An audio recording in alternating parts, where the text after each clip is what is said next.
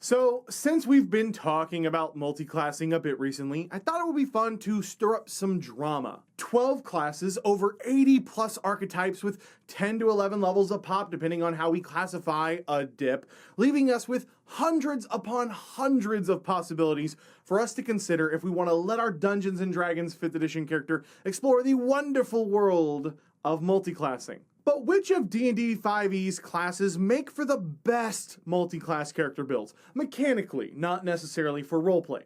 Well, I've done my research, consulted a few D&D nerds, and we've come up with the top 10 best multi-class dips for your character to take in Dungeons & Dragons 5e. Now, obviously, we're sticking to just 10 here, and with 12 classes, along with a few classes having made it onto the list more than once, obviously some of the classes just couldn't make the cut.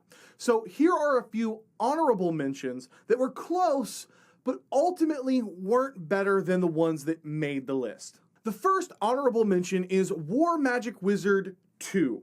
This is a surprisingly strong dip, as both Arcane Deflection and Tactical Wit are amazing abilities that won't take a huge commitment to snag and would go great with literally any other class. Not to mention it gets cantrips like Firebolt, and those level with your character, not with the number of wizard levels, and you'll get a spell book that will allow you to learn any first level spell on the largest spell list in the game, and this is a pretty damn good dip. But with the requirement of 13 intelligence needed to even grab the class, and with the wizard being the only official intelligence-based class, which, by the way, is the reason I decided to make my custom class, the Mistwalker, an intelligence-based skirmisher, link down below if you guys want to grab a copy, it just takes up too much of your ASIs and ability score to beat out the rest on this list. We also have 3 excellent Barbarian dips that just missed the top 10 with Zealot 3, the Zealot 6, and the Totem of the Wolf 3. All of these are solid and have a very few drawbacks beyond the fact that you can't rage and cast spells.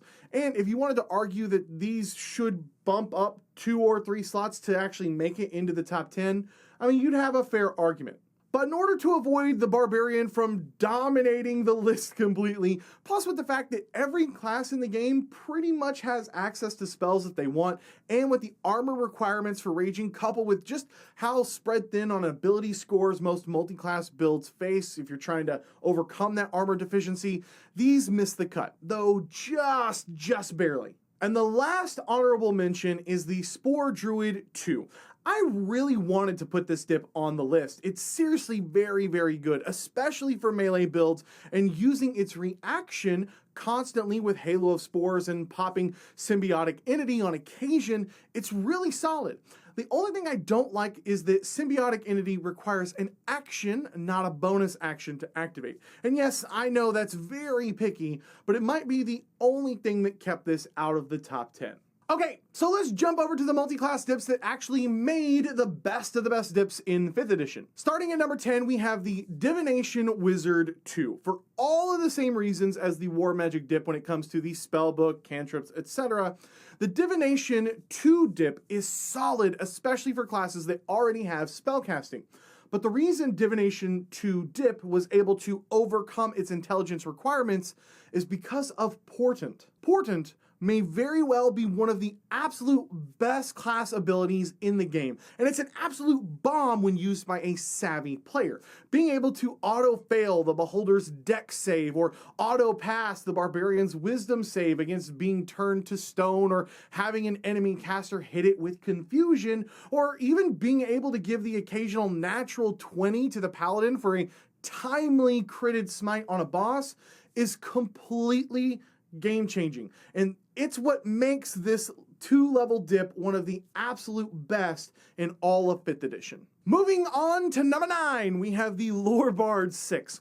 As much of a fan of the College of Valor as I am personally, the Lore Bard, it's simply the best bard in the game, and straight lore bards can be argued to rival all of the other pure caster classes. If you are a secondary striker for your party, you now have access to Healing Word, can throw out additional inspiration, and with Font of Inspiration, you'll get them back on a short rest.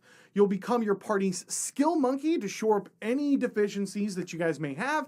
You grab Song of Rest, snag Cutting Words, which acts as a smaller portent ability, and at level 6, you can grab any level 3 spell in the game, with the biggie here being Counterspell. Fun fact, because of the Bard's Jack of all trades ability, the Lore Bard is the best counterspeller in the game, excluding a level 10 or higher Abjuration Wizard, with the addition of the Bard's main casting stat being Charisma, which is the most common casting stat in all of 5th edition, and with the Bard being counted as a full caster when calculating multi-classed spell slots, it slides into the top 10 at number 9 if you go with a full 6th level dip. The Hunter Ranger 3 dip is number 8 on our list. For a class that was subpar when 5th edition released, this subclass has a lot to offer if you have 3 levels to play with. Fighting style is one of the most efficient abilities in the game. Zephyr's Strike and Hunter's Mark will synergize with any fighter, monk, or hexblade, whatever, any other melee character builds excluding the barbarian, and has the flexibility to work well with ranged characters sniping from the back as well. Cure Wounds or Goodberry will help round out a character with just a touch of support if you need to get a cleric back up in the heat of that moment to prevent a total party wipe. And the Hunter's Prey ability is fantastic, with both Colossus Slayer and Horde Breaker being excellent choices, which is altogether what makes the Hunter Ranger 3 one of the best multi-class dips in Dungeons & Dragons. Coming in at number 7, we have the Oath of the Ancients Paladin 7, which is one of the biggest dips that we have on the list. For a lot of the same reasons as the Hunter, the Paladin gives out a lot of flexibility to round out your character while increasing its damage capabilities and survivability at the same time. 35 points of lay on hands, spells to use to throw damage like Wrathful Smite or support the party like Bless and Cure Wounds, the ability to fire off those spell slots as Divine Smites at will whenever you see that natural 20, and extra attack if for some reason your other class doesn't have it, or if you just want to start off with the Paladin first. And while its channel ability is mediocre, the 2 auras it picks up will give any character who takes this dip, and a few allies, if they happen to be close enough, a serious boost to survivability.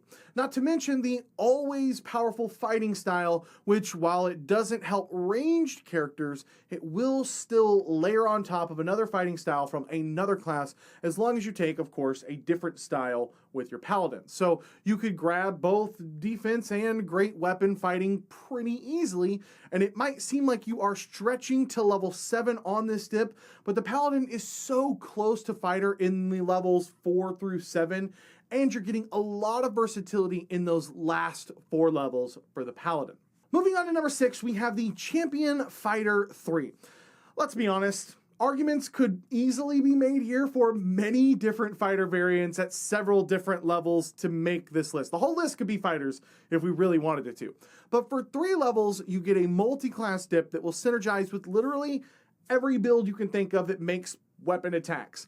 A fighting style, tons of proficiencies, action surge, second wind, a D10 hit die, and the best part is the champion's level 3 ability, improved critical, is completely passive, and it won't affect any of the action economy that you are already taking or planning to take or making your build around.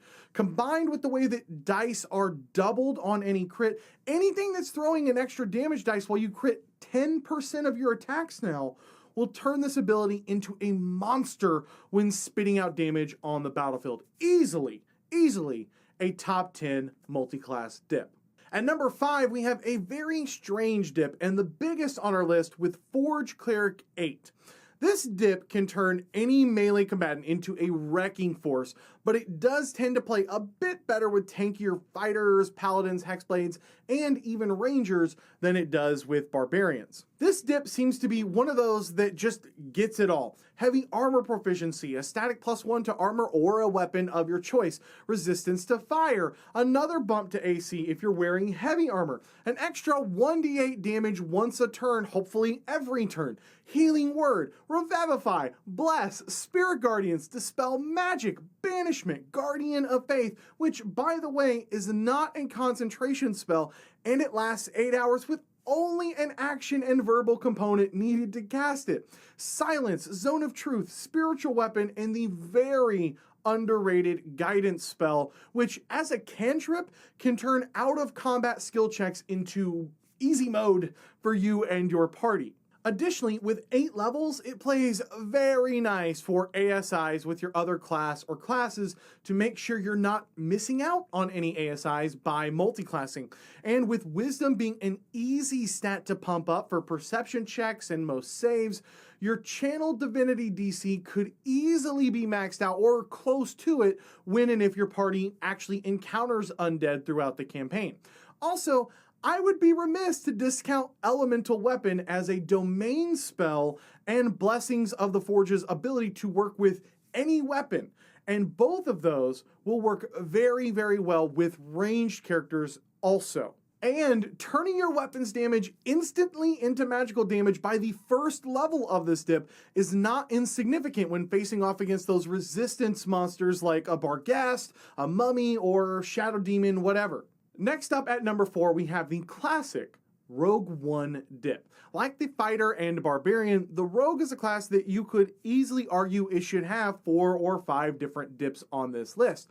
But the Rogue 1 made it to this list because of just how easy it can be for a character to take and just how immediately impactful it can be on the way that they play. Not to mention, Rogue can be one of those class dips that actually, makes sense for a character to take roleplay-wise. There isn't a whole lot to talk about here, an extra d6 once a turn, expertise, and the fun and silly Thieves' Cant ability provide a lot of value and flavor, which is what makes this one of the best dips in the game. Moving into the top 3, we're going to go back to Rogue with Mastermind Rogue 7 coming in 3rd place. Man, every level in this dip seems to give you incredible value. Level 1, everything we just mentioned with sneak attack and expertise.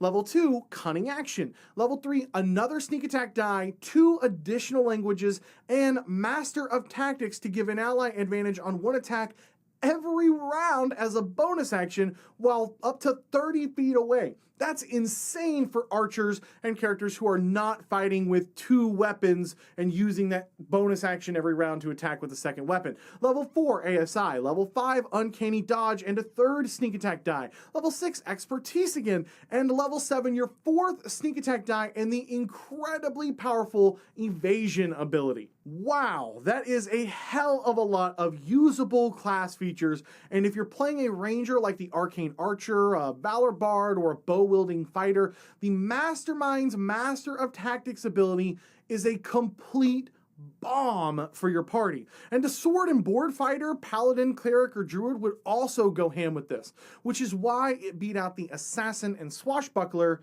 to make it into the top 3. Okay, now it's crunch time, and coming in as our second best multi-class dip in Dungeons & Dragons is the Totem of the Bear Barbarian 3. We've already talked a bit about why Barbarian dips are just so good with their honorable mentions, but simply put, Rage plus Reckless Attack can completely crank up any build that is making melee attacks to an entire new level of damage output. Taking half damage from everything in the game except that rarely found psychic damage is insanely good, and Danger Sense is absolutely outstanding, and it can basically help your character take a fireball right to the face with the meh attitude. The D12 hit die and half damage instantly makes paladins, fighters, rangers, College of Whispers bards, and even rogues, yes rogues, unstoppable killing machines that will have your DM Googling for which monsters in the monster manual actually deal psychic damage so that they can do something for you. And that's why the Totem of the Bear Barbarian is one of the best dips in the game. And so that brings us to number 1, our absolute best Dungeons & Dragons 5th edition multi-class dip, and I'm sure most of you guys already know what it is, the Fighter 1. As with the Rogue One dip, sometimes it's not about grabbing a ton of new levels or dipping enough to get a new archetype class feature. Sometimes it's just about value. And when it comes to value, the Fighter 1 dip is king of value, as it's the only class that gets a fighting style at level 1, and unlike the other classes, it gets all of the fighting styles, so you can use it with pretty much whatever you already are taking. The Fighter 1 multi-class dip allows you to instantly improve your character with a powerful passive ability while not throwing you off track too much to grab your other important class features like extra attack and ability score increases, and its flexibility makes it a good choice for almost literally every class in the game.